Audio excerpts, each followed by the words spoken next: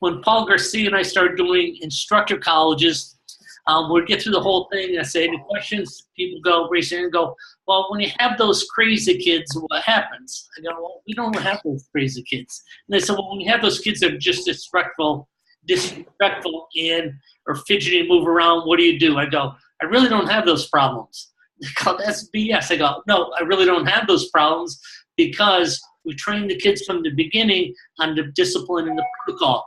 If you're very serious about the discipline and protocol, it's almost impossible the kids misbehave. And that kind of blew everyone's mind, and they probably thought Paul and I were telling stories about that, but it's really true. So I'm going to go over some class management. I'm going to go over some protocol. I'm going to go over a little bit slow, so hopefully you get some ideas. If you want to write some notes down, write some notes down. I did that, and so I did that Proverbs thing. It's okay, protocol. Well, that's like your school commandments. You have commandments in the Bible. The protocol is really your school commandments. And so a lot of this, again, is going to be reviewed from you, but I'm just going to kind of explain it in a different light. So maybe if you're talking to instructors, you can motivate and train your instructors to a little bit different level. Well, martial arts always starts off with the bow. And this is the respect. This is respect shown to the instructors. It's honoring their parents. It's honoring the martial arts teachers. And it's honoring everyone else in the martial arts class. So the bow is what they physically do, but the meaning behind the bow gets to the behavior we want all the time. So if they know part of the bow is treating each other with respect, and then you start with the classes, and all of a sudden some kids start fooling around, and maybe one kid starts kicking the other, and you get, hey, everyone lock it up. They go, boom, lock it up, sir, and goes, I'm a little confused. When we bowed, we talked about respect, respect for one another. Now, one thing about martial arts is to develop self-discipline. I hate it when I have to stop and tell you guys a story like this and tell you that, we're not respecting one another, because you should have that self-discipline, which is really cool. So you stop class, you're not getting the respect that you want. You see two kids disrespecting each other. That's a lesson. That's a powerful lesson. And hopefully you clean up all those things while they're white belts or yellow belts. And then as they move into the intermediate and advanced, you're getting the proper behavior all the time. But we have to set the proper behavior. We got to make sure we don't just say bow, but we have to explain why we bow and who this is respect for. And then all of a sudden, if they're not doing it, we stop the class and we teach that as a lesson. A second thing is, besides respect of the bow, is we always say yes, sir. Yes, ma'am. No, ma'am. No, yes, ma'am. It's always done like that. Guys from the South and North Carolina and South Carolina go, hey, everyone does that, right? Well, not everyone does that. You got to come down to Florida. Not everyone does that. A lot of kids don't show that type of respect. But it's something that we still in the class. This is one of our school commandments or the protocol of the school.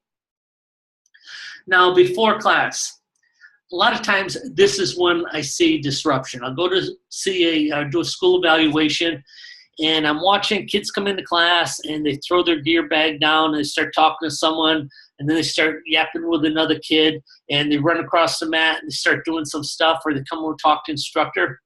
That doesn't happen. See, if that's happening, they're not showing respect to the class that's in session. Yeah. So when people come to class, they should put their stuff away. They should put their gear wherever it's going to go. I know when we did a gear at my school, we always put the gear on the edge of the mat. I don't want the kids going into another room or having to go to a cubby hole to get their gear. If I said put on your gloves, I wanted their gloves in their bags right on the mat, so it's done right away.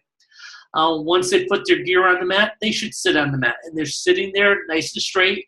They're nice and quiet. They're not talking to each other. This is kind of a cool thing because this starts like maybe 10 minutes before class. It'll prevent students from coming a half hour before class because the kids really don't want to just sit on the corner of the mat. So you're accomplishing a couple things. One, the respect, and two, that you don't get kids or parents using your school as a babysitter. In other words, they want to go shopping, so they're going to drop the kid 45 minutes before class. Now, I can see where parents would like that, but when it starts with the Fast and Furious and I have 20 kids going in and out, I can't be watching every child, and I want to make sure that I'm not held responsible for that. So parents have to know they come in shortly before class and they pick them up right after class. When we line kids up, this is a picture of Doug Bertrand School. This was at Instructor Colleges a couple of years ago, so there's a ton of people in class. But when we structure the class, we line the kids up. And when we're a small school, it's kind of neat to put all the kids in the front row. So I have 4 kids in class on the front row. Now I've got 10 kids in class. They go, well, they used to be in the front row. I'm going to have 10 kids in the front row. But when you start getting to maybe the left side, kids on the right side can no longer see you, and you can't see the kids on the right side. So when we line up our students, think deep over wide. So I'd rather have my students 5 deep and 4 wide than just 2 lines straight across the room. It's much easier for me to watch everyone. It's much easier for everyone to see me, to hear me, and if I have to go correct someone, they're right there in front of me. Listening to positions, I'm going to go over the listening positions in detail. The listening positions have commands, they have response, and they have a basic setup to keep the kids focused. It's, focus their body, focus their eyes, and focus their mind. Once we start thinking of these listening positions, we immediately put the kids, even adults, in a structured position. So we have listening positions. We have a set stance, we have a rest stance, we have take a knee, and we have a lock it up.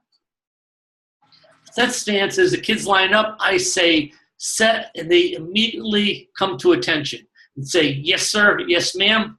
They have their feet together, arms by their side, they're standing straight. This is just like if you're in the service and you're at attention stance, eyes are forward. Now, again, we talk about being focused. We focus their body. They're standing straight up, their feet are together, their arms are on the side. We focus their eyes towards the front so they're not wandering and looking at the kids on the side. They're not watching cars come in the parking lot. They're not responding to a mom talking to her son in the back row. And they're just standing forward. But it's got to be almost like the military. You say set. It's not like, hey, set. Hey, guys, don't forget, set now. I said set. It's not like that. You say set, it's done. It's done that fast. It needed loud, strong. Now, all these commands, listening commands, have to be practiced. So when you say set, the students understand that you don't mean stop what you're doing. It means feet together, arms to your side, eyes forward, loud, yes, sir. And that's the way they practice it. And they remain that, still like that, until the instructor gives them another command. So they're not just sitting in a set stance and then all of a sudden start moving around. No, until they do something else, until the instructor gives them another command, they're locked in that set stance. Next is rest. Rest is probably what you use most of the time. A rest stance, their legs are just a little bit apart. They've got their hands resting on the lower back, about belt level. The back's nice and straight, but the eyes start following the instructor. So if the instructor's talking and walking the room, you should see the kids move. Kids are only focused on the instructor. So this is most of the time. Most of the time when you're doing instruction or you're just giving a tidbit, hey guys, what can we do to make this faster? We can be more explosive. All right, good. So they're only in that rest stance for a few seconds. Next thing is take a knee. If I have a pretty big class and I want all the kids to be able to see me, I'm going to say take a knee. They're going to all yell, take a knee, sir, and immediately drop down. So the left knee's up, right knee's down. Both hands are on their leg, their eyes again on the instructor. And again, it's that quick. They all do it the same. Again, it's all about focus. We're putting them in a position where they can't eat their belt, they can't pick their nose, they can't pick their toe jam. The only thing they can do is sit there with their hands on their leg and showing you the respect. So all of a sudden I want to spotlight Kemp Brown. And all of a sudden I say, okay, everyone take a knee. All the students go, take a knee, sir. They drop down, take a knee. I go, Mr. Brown, can you come up here? The reason they take a knee is so now everyone can see. So they're not just looking at me, but I'm going to highlight someone. I'm going to spotlight someone. I'm going to do a demonstration. So now they're taking a knee. Again, it's putting them in that position. Once again, this should be practiced. I tell you, if you have a class of 4, 5, and 6-year-olds, you got all these little dragons, and the parents have only seen them in preschool and things fooling around. Then they go to a martial arts school, and all of a sudden the instructor says, take a knee, and you get 20 kids all at the same time say, take a knee, sir. It's like magic. You know, people just can't believe that you have so much control and so much discipline in that class. Lock it up is the big one. So lock it up is, if I have to really talk to someone for a little while, talk to the class, maybe they're misbehaving, I'm trying to get a point across, maybe I'm going to give an announcement about a tournament, and I say, lock it up. All the students clap 2 hands, yell, lock it up, sir. Immediately sit down, legs crossed. They have 1 hand on each knee, their back straight, their eyes are glued on the instructor. Usually this may be after they're working out, so they have to breathe deeply, but they also have to breathe quiet. Again, this is done like it's the military. It's sharp, immediate, and respectful. So they yell it out, clap right away. As soon as they hear lock it up, clap 2 times. They go, lock it up, sir, lock it up, man, and they're in that position. Now, if you're doing this, this is about training your students. You can't just expect them to respond perfectly after you do this 1 or 2 times. It takes practice. So you may just every once in a while, you want to practice, hey, lock it up. All the students go, lock it up, sir, 2 claps, and drop down. Give them a little lesson. Start working on class, go, lock it up. And so within maybe a week, you can practice this 30 times, and they've got it. They're going to look really, really sharp. So in the listening positions, the instructor is in complete control. Everyone's locked in so that they're totally focused, and there is no room for misbehaving. Now, with all kinds of kids on all kinds of spectrums, you're going to have some kids misbehaving at first, but this is a time where you have a leadership member or an assistant instructor come in and helping you out. Okay, so that's all about the listening positions. I think that is super, super important to practice and get down really, really sharp. Excuse me, let me get my dog out.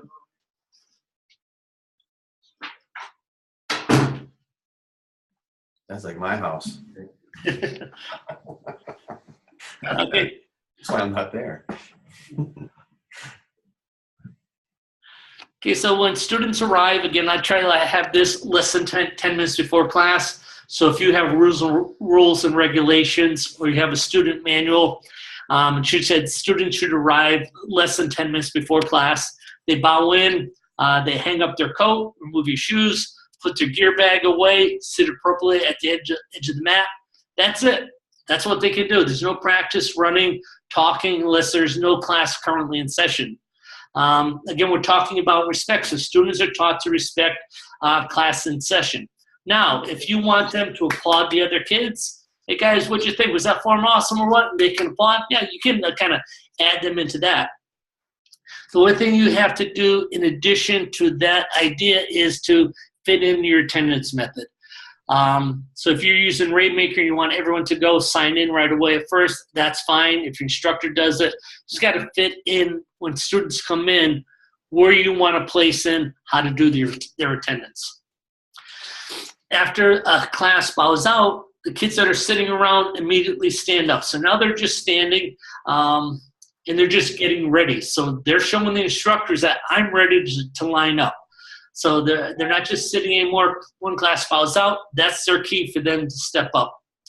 So if you can imagine, I have one class going on and maybe all their gears on this side. Those are students taking class. New ones coming in, they're lining up on this edge of the mat. So now all their gear stuff. Students leaving, take their gear off the mat. All these kids immediately stand up and they're ready for the instructor. As soon as the instructor goes line up, they're standing up, they're ready, they're prepped, and they run to their lines. Classes should be lined up with structure. So they're not just walking out on the mat. When you say line up, they immediately run to their lines. When you look at your lines, they should be straight. Preferably on dots. And so this is a key too. If you're a medium-sized school or small school and you know you're going to get bigger, Right now, if you have 5 rows of 5 dots, that's perfect. Don't let the kids get in any dot they want.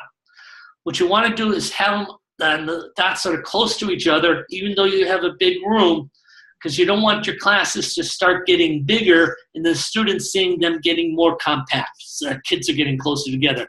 Have them line up close together even though you have a lot of room.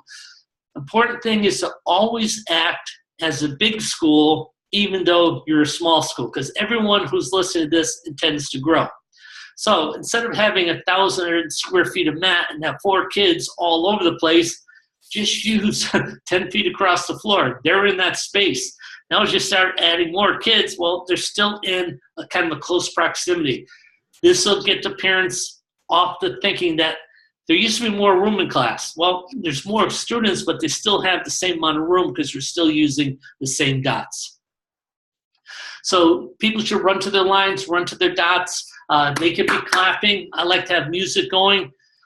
There's a Tony Robbins principle that says motion creates emotion. That's why they run to the dots. That's why they're clapping the hands. Everyone here is, I'm sure, taught a class. And when you start teaching a class, go, man, what's it going to take to get these guys going? Man, I got to get them motivated. And you're spending 5 minutes to get the class motivated. Well, I want them at a level 10 motivation by the time they get to their dots. So as they're going to the dots, they're clapping hands. All of a sudden they're high-fiving each other. When I say set, they're lined up, but they're feeling really good about themselves because they had that energy. So it's not just like crawling to their dots. They got to run to their dots, their spots, clap, snap to attention. Next thing you do is your student creed. I know a lot of people are doing variations of the same student creed. That's really cool, but again, let's talk about some Tony Robbins, and he talks about state management. State management is like a student lines up, and he may be stand up, but he's a little bit depressed. He's got his hands down, he's got his head down, but it's hard for him to feel empowered when he's looking like he's depressed. So when we do the student creed, it's not just the words of the student creed, it's how we say the student creed. So if they're all of a sudden hands out in front of them, and they're saying it really, really strong, well, that's a power move. And just that positioning, just that structure is going to give them more energy. So we want to really control their state, and their state is their physiology. If we can get that standing strong and tight, they're going to feel more empowered. It's all about getting everyone ready to start the class with total energy. So I have a couple more things I want to talk about today. This is an important point. So kids learn by movement, not information. Keep them moving and make improvements as they go. So you're not giving a bunch of lessons. Okay, when you do this punch, make sure you rotate at this time. The knuckles are here. Your tense here. Don't give them all that information. Just go, do this. Just have them do that. Don't even explain it. I got that from Scott Axman a while back. It was really cool. We're doing a seminar in North Carolina at Balanced Martial Arts. And Scott goes, this is how it is to teach kids. And he had kids out there. He goes, okay, do this, do this, do this. And all of a sudden the kids didn't move. And he didn't explain it. But then he had the kids doing it. And as they were doing it, he brought off the best of them. So stop talking, get the kids moving. Warm-ups. Warm-ups when I came through martial arts, and I can still remember probably doing the exact same warm-up because we only did it for like 10 years straight. We started by making circles with our wrists, and then we made circles with our hands, and then we bent our knees. It was the same thing all the time. A warm-up should be drills that are components of the main class you're about to teach. So these are drills, again, are components of the main part of class, meaning if I was going to teach a form with a front kick advancing, an upper block, and a punch, my warm-up is going to be of those drills. So there's a purpose behind it. So if I want to make sure that, when my kids start doing the form, that they chamber real high, I'm going to bring those knees up nice and high. And during our kicks at being in class, they're doing drills to enhance that component. Next thing, if I was doing punches, they're going to work on their punch. If we do upper block, we're working those skills. Now when I teach the form, they've already enhanced the basics. They just got to memorize the order of things coming in. So if you're wanting high chambers, again, you'll work on the high lifts. Start thinking of these 4 things that you're going to do it's a warm-up, again, 5 minutes. You got 5 minutes to warm up in these. You're going to do 4 things. 1, they're going to be on their spots, and they're going to do the drills following you. So if you're doing the front kick, you're doing the front kick with them. It's kick, kick, and they're doing it with you. You may say 30 seconds. They're not moving around the floor yet. They're just working on their spot. So you got about a minute of that. Then they're going to do the drills moving back and forth. So they're going to go towards the front of the room, towards the back of the room. Now they've got some movement in that. Now they've got their drill pretty good because you've worked on it in the spots, worked up and down the room. So you give them 30 to 45 seconds of black belt practice time. This is the time when they practice like a black belt. So guys, you may be white belts, but in this time, I want the intensity, I want the strength, I want the key eyes, all of a black belt. Okay, we're working those front kicks, work your front kicks, set your clock, they got 45 seconds, and they get a chance for free time practice. Okay, now we're running a little bit out of time on our 5 minutes, so now we're gonna do the same drills on targets or pads. So if they're doing front kicks, now they have a chance to kick something. So remember, I'm just teaching 3 moves in a form. It's a front kick, it's a upper block, and it's a punch. I've got to do all those drills in 5 minutes. I'm going to do them on the spots. I'm going to do them moving. I'm going to do them for black belt practice time. I'm going to do them on drills. That's a good pace. There's no downtime in that. I mean, that's a lot of work to be done in 5 minutes. So there's no downtime. You're not going to give a lecture. They're going to get exactly what you want. They're going to get their aerobics instead of doing jumping jacks and breathing hard. No, they're going to do the kicks, punches. That's going to get them breathing hard. They're going to get their endurance, all the training that you did out of a traditional warm-up, they're getting out of a new warm-up, which is the drilling the skills that you're going to want later on. So if this is going to be a self-defense program, and I want them to be able to do a spinning hook kick and a downward block, whatever, that's going to be my drills for skills and warm-up. If you're doing sparring and you're doing some type of blitz, well, that punch and that stepping, that's going to be done in this warm-up. As they're doing them, constantly raise the standards. Because I said kids learn by movement, not by information. Get them moving and then say, okay, this is what I want. I want the timing a little bit different. This is what I want. I want a little bit higher. This is what I want. I want you to do a little bit stronger. This is what I want. I want you to perform a little more confidence. Coach them on the things that you want to see throughout those 5 minutes. Okay, another important point here. If I was teaching this, I'm probably going to use the rest stance for bullet points. Like if I'm just saying I want to higher, faster, slow, whatever. Take a knee if I'm doing a demonstration, and lock it up if there's a disciplinary problem.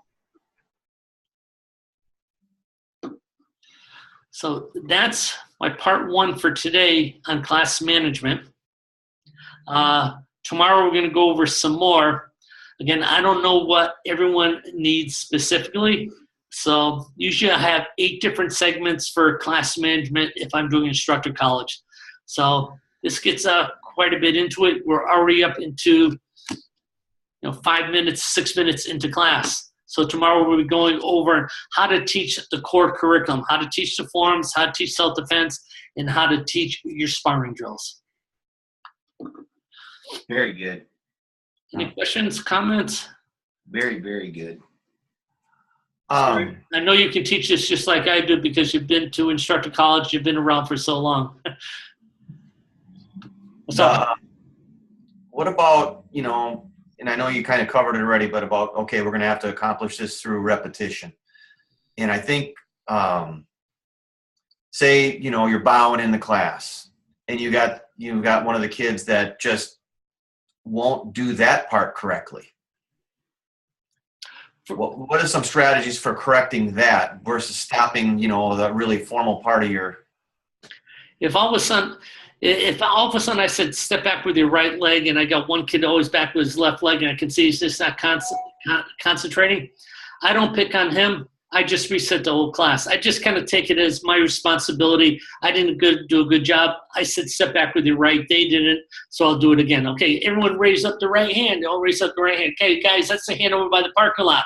Now touch that leg. Okay, the leg you just touched, that's your right leg. So when I say go. Same thing. Yep, exactly. I always taught my kids right from left by holding their hands this way. The one that looks like an L is the left. I mean, everyone has different ways of teaching kids. I just said, put your hands, which one looks like an L? They go this, they go, that's your left. And some kids, it's really funny because when my daughter started preschool, she knew her left from her right. After preschool, she had no idea because the teacher always mirror imaged her. So the teacher would say, put up your left hand, and she'd put up her right hand, and my daughter could figure that out, and she got totally confused. So that's why I stopped mirror imaging kids. I always face towards the same way as their direction so they can see what I do. So just another little tidbit. I put some blue tape on the left arm and some yellow tape on the right arm for all the kids, and I put it on my uniform. And now when I say left hand, blue hand, they all look at the blue hand, and it kind of eliminated some of that little confusion. Is this your adult class? No. No, they're kids' class. I understood. Just trying to have a little fun. That's funny.